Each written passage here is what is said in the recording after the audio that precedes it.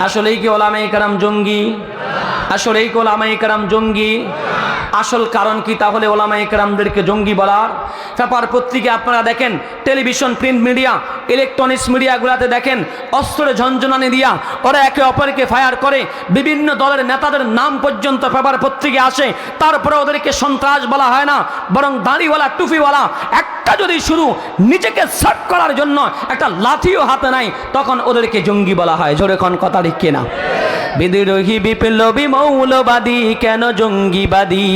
বিদ্রোহী বিপ্লবী মৌলবাদী কেন জঙ্গিবাদী? কোরআনের কথা বলি তাই বলে আমাকে মৌলবাদী, জিহাদের কথা বলি তাই বলে আমাকে জঙ্গিবাদী। বিদ্রোহী বিপ্লবী মৌলবাদী কেন জঙ্গিবাদী? জন্মের পরে কানে আজান কি দেয়নি, তুমি মৌলবাদী ছাড়া হওনি।